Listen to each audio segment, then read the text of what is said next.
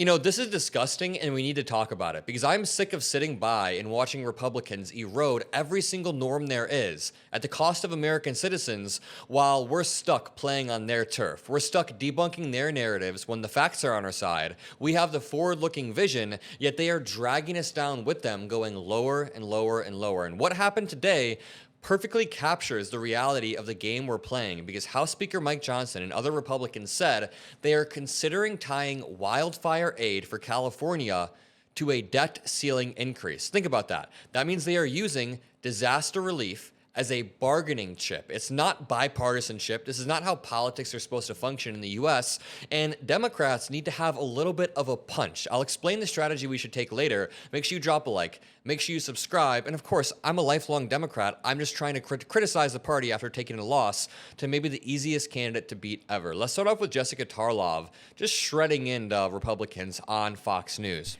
And then you hear Speaker Johnson, who was just walking through the Capitol and it was being interviewed, talking about aid and disaster relief. And he said that he thinks it should be conditioned on California changing their ways.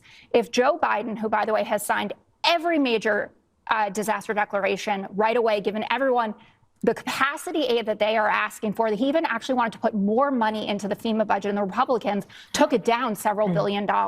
If he had said, you know what, Louisiana, I'm not so into your politics. You should do things differently. Or Georgia, or any other conservative state, or Florida. I mean, he has been so bipartisan in this. It is not the moment to say that this is going to be attached to something conditional about you doing this the way that I think you should do. Okay, let me get to Jesse. Actually, incredibly disgusting. And we talk about double standards on this channel a lot, how there's a double standard between the way Republicans and Democrats can function. For example, today Marjorie Taylor Greene was making up conspiracy theories about politicians being able to control the weather and then stop these wildfires. There is not a single Democrat on the other side of the aisle that says anything that conspiratorial or crazy, yet the average American thinks that the Democrats have lost their minds. So that is a messaging failure, and it's also a failure to hold Republicans accountable, which has created this double standard. But what I'm trying to say is these double standards are now actively hurting American citizens. We can see in real time over the span of 1 week how the double standards between Republicans and Democrats go downstream and hurt everyday citizens. Because just to back up, we all know that California is facing devastating wildfires. People are losing their homes, their livelihoods, their pets, everything they once knew. And instead of acting swiftly to provide relief, Republicans are now playing games. After Biden visited Florida during a hurricane, he didn't play a game. He didn't call Ron DeSantis any nicknames, but Trump is calling Gavin Newsom Governor New Scum, whatever the hell he's saying. It's a double standard that's not acceptable, especially when the games turn into playing with people's livelihoods, playing with people's ability to rebuild their life after a disaster. This is not just tone deaf. It's not just politics. It's not even a game. It's immoral. It is incredibly, incredibly immoral. Let's read this article. Johnson confirms discussions on tying wildfire aid to debt limit. And I'll play the video in just 1 second. And then I also want to play a clip of me sort of debating, pushing back on Representative Tom Suozzi about how Democrats should approach Republicans. He thinks that we should play ball. We should negotiate with them over the next few years within reason. And I try to push back respectfully and say, I don't think Republicans are playing ball with us. But I'll play this in 1 second. Let's read this. Speaker Mike Johnson told reporters one option on the table is making a new tranche of disaster relief funding for the California wildfires conditional on agreeing to raise the debt ceiling. And you know this is more of a Trumpian idea because he's been trying very, very hard to raise the debt ceiling, even eliminate it. But let's read. House Speaker Mike Johnson confirmed to reporters Monday there's, quote, been some discussion of tying California wildfire aid to a debt limit increase after GOP members raised the issue with Donald Trump in several meetings at the president-elect's Florida resort this weekend. Do these people not know that there are Republicans in California, too? There are a lot of Republicans, not only inside the cities, but mainly outside the cities, a lot of red areas. The notion that Congress can make the release of disaster relief dollars conditional upon also agreeing to raise the debt ceiling is already facing pushback from some Democrats. But many California Republicans, including Representative Doug LaMalfa, said in a brief interview Monday they may have no choice but to pursue that option given the potential urgency around addressing the LA fires, paired with the reality that the nation could default on its borrowing authority in a matter of months. They are trying to turn a disaster into a negotiation tactic. They are trying to turn it into leverage, and this is incredibly disgusting. Because again, we are playing on their turf, and Republicans keep going lower and lower and lower, and I'm not saying Democrats should go storm the Capitol and turn into conspiracy theorists or whatever, but we have to at least punch back. We can't have a Democratic Party with no punch. I'll talk about that later, but a really good example of what I'm talking about. We could talk about the birtherism in 2010, 2011. We could talk about Newt Gingrich being Speaker of the House, but a really solid recent example is when Obama was trying to nominate Merrick Garland to the Supreme Court, and Mitch McConnell refused to hold confirmation hearings. He said, no, you can't do this during an election year. We have to let the American people speak. But then, after Trump had lost the election and Ruth Bader Ginsburg died, they appointed Amy Coney Barrett with no problem after an election, after the American people had spoken. It is absolutely disgusting. And it's a prime example of Republicans just eroding our norms, eroding our institutions for their own benefit. And I think that perfectly relates to what's going on here, what Speaker of the House Mike Johnson said. I'll try to turn up the volume for you guys. Are you open to providing aid to California without any conditions? He's asked, are you okay with providing aid to California without any conditions? I think we've got to have a serious conversation about that. Obviously, there's been water resource mismanagement, forest management mistakes, all sorts of problems. And it does come down to leadership, and it appears to us that state and local leaders were derelict in their duty in many respects. So that's something that has to be factored in. I think there should probably be conditions on that aid. That's my personal view. We'll see what the consensus is. I haven't had a chance to socialize that with any of the members over the weekend because we've all been very busy, but it'll be part of the discussion for sure. What about the debt limit increase? What about tying the debt limit increase to it? There's some discussion about that, but we'll see where it goes. He's having discussion about that, and he basically is saying that if California doesn't change their leadership or change their ways, then they don't deserve the aid, which is incredibly... and, you know, most of this is based on straight disinformation, too. So they'll read disinformation on Twitter, and then what happens is they go to Congress and try to enact legislation based on this disinformation that hurts American people even more. So Republicans are trying to use a natural disaster as a negotiation tactic, try to gain leverage off of it, and in the process, they are playing with fire. That's not even a pun. Remember, if Congress doesn't pass a debt ceiling increase and the U.S. defaults on its $36 trillion debt, there will be a global economic crisis, and it never ends up actually happening, but instead of addressing this issue responsibly, Republicans are playing with fire. Again, they tried to force a government shutdown. That was about 2 or 3 weeks ago over the same issue. These aren't just political games. These have real consequences on the ground. When aid is delayed, it means people can't rebuild their lives. It means firefighters don't have the resources they need. It means entire communities are left in limbo. While Speaker of the House Mike Johnson and Trump try to play games with completely unrelated issues, it's pretty disgusting. And what's really upsetting is Trump's role in this all. So during a meeting at Mar-a-Lago, during their Sunday night dinner at Mar-a-Lago, House Republicans and Donald Trump specifically raised the pitfalls of addressing the debt limit and reconciliation packages, according to 2 House Republicans who were in the room and were granted anonymity to share details of a private conversation. Now, Trump also appeared open to raising the debt limit as a part of a government funding bill Congress must pass by March 14th to avoid a shutdown, said one of the Republicans, but it seems like Trump also floated the idea of tying this to wildfire aid while they were in that dinner. So I do want to jump over to this interview I did with Representative Tom Suozzi from New York's 3rd Congressional District. I'll post the full interview later tonight or tomorrow morning, but we kind of talk about this exact thing. We have a discussion about how Democrats should deal with Republicans over the next few years, and it's interesting. You should stick around for it. Stick around till the end and make sure you drop a like. But it's based off of this article that he wrote for the New York Times titled, "Let's Try Something Different in How We Deal with Trump."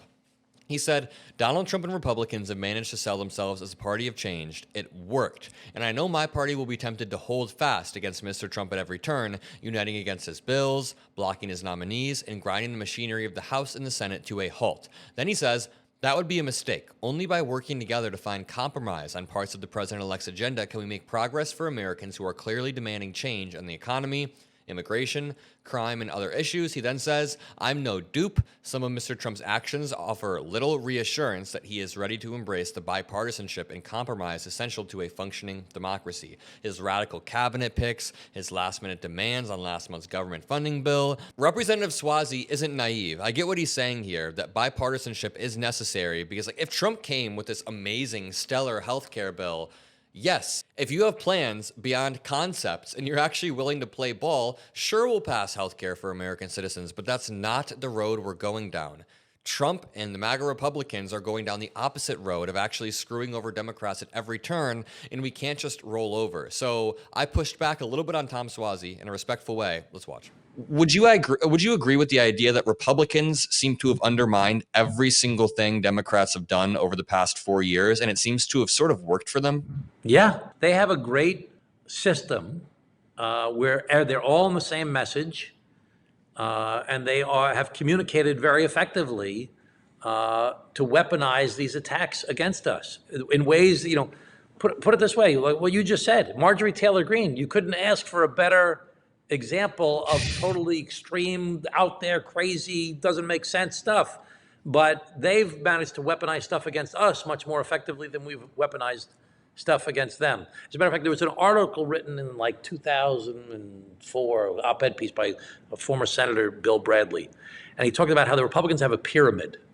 And at the base of the pyramid are think tanks. And they get really smart people, and they spend a lot of money, think Heritage and stuff like that. Yeah. And they developed a very excellent program as to what they're going to stand for, and they document it. They get smart people, and I don't agree with that stuff, and you don't agree with that stuff probably. But they developed this very sophisticated plan. And then on the next level up on the pyramid, they've got, at those days it was talk radio, but now they've got podcasts, and they've got Fox News, and they've got radio as well, and they've got all these different places to amplify that message.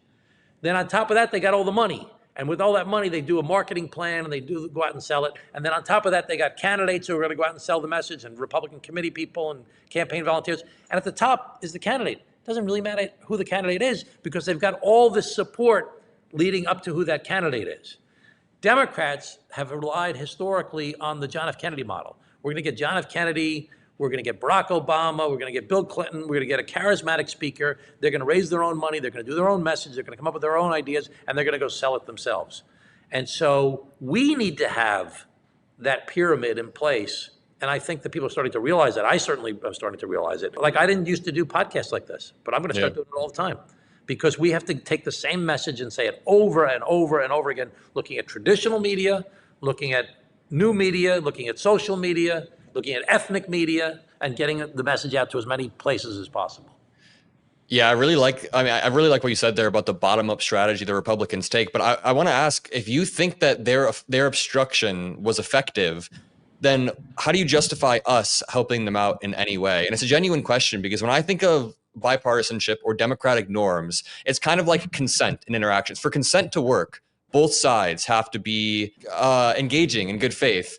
But it seems like they just obstruct us at every step of the way. You can go back to when they were trying to appoint Merrick Garland in 2016, and Mitch McConnell refused to even hold hearings. Or immigration is one of your very strong topics. So the bipartisan border deal is a really good example that Langford drew up. If it's worked so well for them, then why would we give them any ground and allow Trump to be emboldened on some of his worst urges? That's such an important question, what you're asking. And, my inclination as a human being and as a, person who's been doing this for years is like, screw them. We're going to get them. We're going to show those guys. And, they did that to us and we're going to do this to them. And that's it. But you know what? Then we're just stuck in this vicious cycle where we don't get anything done. And we're all freaking out, with wildfires in California. And it's like, okay, but what are we doing to fix the problem? It's not worth doing these freaking jobs just to win.